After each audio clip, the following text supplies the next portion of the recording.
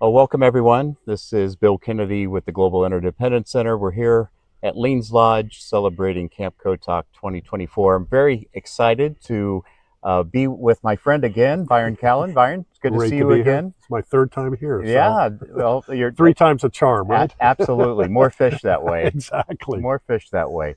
So, Byron, for the group, just maybe a little bit about your background and where you work and what you do.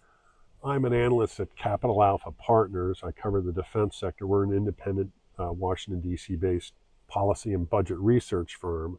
My background, I basically was a sell-side equity research analyst at Merrill Lynch and Prudential, and then worked on the buy side at Perella Weinberg Partners on an aerospace defense security fund. I've been at Capital Alpha Partners since 2010.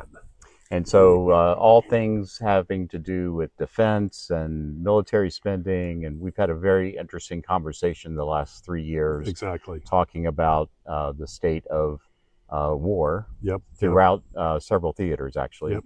I think we're just about 900 days into the Ukraine war. Yep. And I recall that once you did a comparison of Ukraine war versus the Korean conflict, also the Iran-Iraq Yep. war.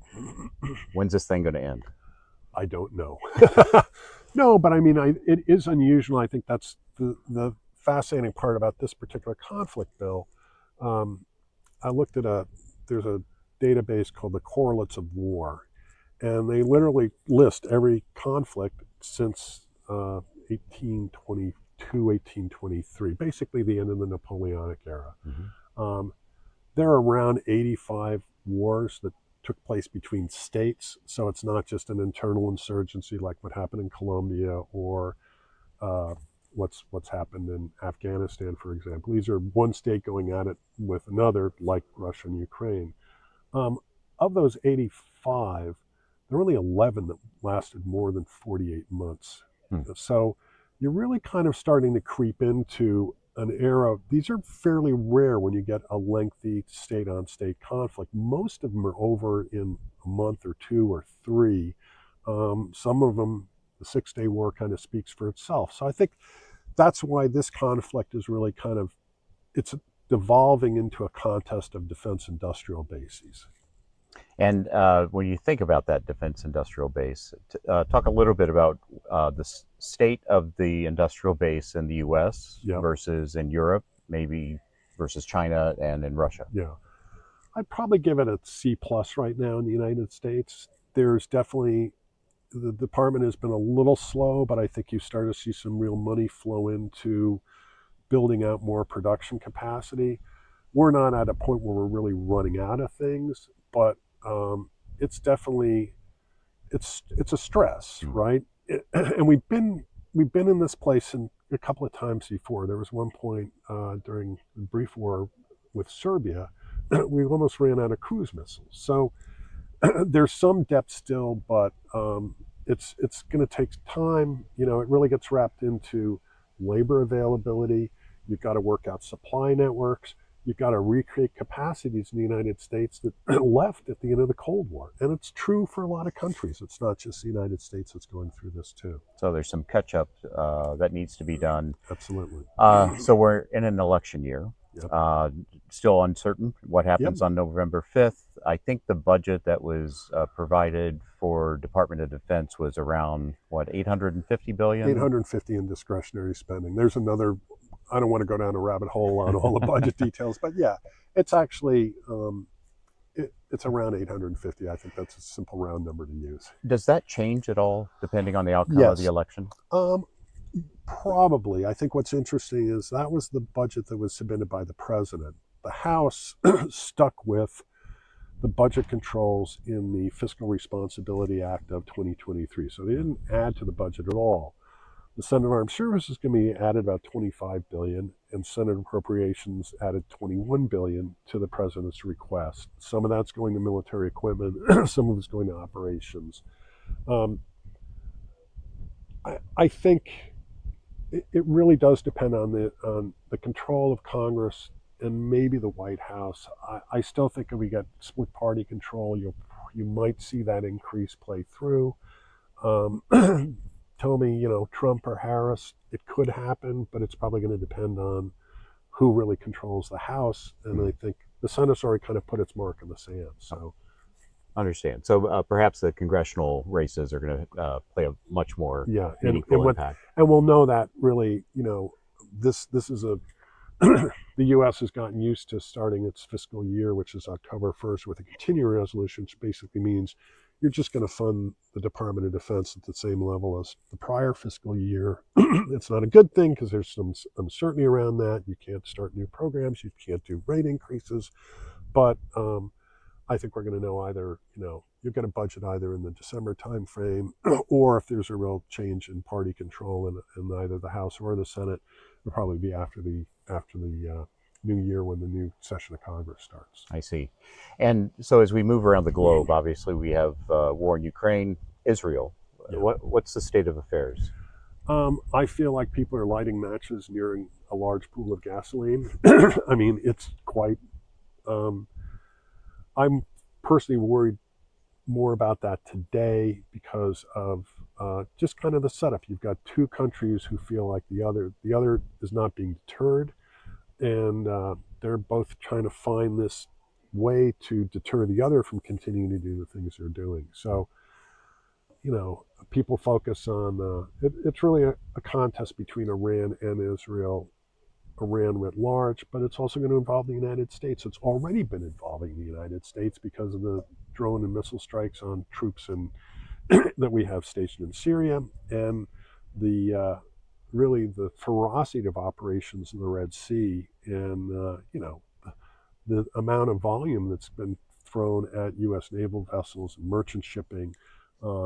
I don't think people always appreciate that. I think the U.S. has fired about 800 missiles trying to defeat Houthi drones and cruise missiles that have been fired at ships. So it's more intense than I think a lot of people realize. And I do think, we're a mistake away from having a larger conflict that really will see Hezbollah and Israel go at it, and then Iran will jump in, and that has some really interesting market implications, I think. And could history repeat itself where we're running out of missiles, we're running out of ammunition? Yeah. What's the status there? Well, it is already. I mean, I think, Patriot missiles we're producing, it's around 600 a year. That's where they want to get the numbers to. I mean, you could see that number expended in a couple of weeks, I suppose, in that type of conflict. Now, as I said, it's not just the United States that's having this issue, right? Russia has had to turn to North Korea and Iran for ammunition and UAVs. So China, hasn't really been directly involved in providing Russia with weapons yet, but I think they too probably have to be watching this, and I think it's just a reminder that high-end conventional warfare is really it burned through a lot of stuff very quickly, and because of this concept about the length of wars, and if a war's a month or two, you just don't see those stresses in the inventories of equipment and weapons that have been built up. So, last geography I'd like you to touch on, just thinking about Taiwan Straits and what's going on with China. How do you see this playing out? I'm a little more sanguine on that. It's something that I think everybody knows about. I think the idea that we're going to wake up one day and find that China has invaded Taiwan, it'll probably be like Russia and Ukraine. There are going to be indicators and warnings before that happens. It's still a very tough nut for China to crack. I usually, when this question comes up, I refer people to a document that I have from, it was a staff study that was done by the U.S. Army in 1944 when the U.S. Army was considering a campaign to invade Formosa, now Taiwan, which at the time was occupied by around 90,000 Japanese troops. The operation never happened, but the planning document showed that the U.S. needed about 300,000 people to occupy the island, or defeat the Japanese forces and occupy the island. Taiwan has, a 300,000 person armed force. No, is it completely able to fend off a Japanese attack, a Chinese attack? I'm sorry. no, it would be very disruptive, not only to Taiwan, but to the global economy, the importance, the semiconductor industry and Mm. other flows that come out of Taiwan. I mean, it'd be very damaging, but it's a very tall task for China to undertake that type of operation. And I think the benchmark is that Operation Causeway is just an indication about how big a force you really need to conquer a country like Taiwan. It's good perspective. So we think about all the global interdependencies that exist in these Yeah. three theaters. Uh, how are you advising your clients, the investment community? What are the investment implications or market Well, I think implications? it's interesting, Bill, because I think this year the U.S. defense stocks they've been very uh, the largest names have basically underperformed the S&P 500, which is kind of interesting. Um, some of the smaller names, AeroVironment, Kratos, some of the defense services companies have actually outperformed. I think AeroVironment handsomely. Mhm. That's really the pure play on drones. European defense stocks have done again exceptionally well because of the increases in European defense spending. And the best performing defense stock globally this year is Hanwha, which is a South Korean company.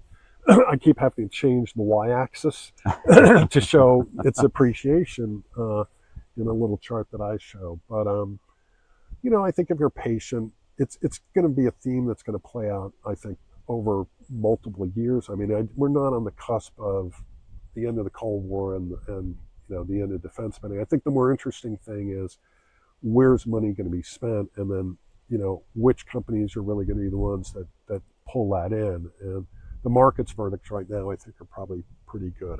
I do think there'll be a period when the U.S. stocks will perform better. Mm.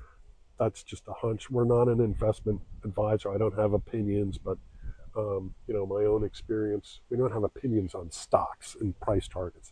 That was my point. But I can understand, they haven't been raising earnings estimates as much. Back to the budget dynamics, the election uncertainty. Maybe there's a little bit of hesitancy on jumping in with both feet. Well, I'm sure things will change after November 5th. We'll see how it turns out. Last question. What's been the highlight of Camp Kotak this year for you personally? It's always the people. I mean, it's such a different mix of people.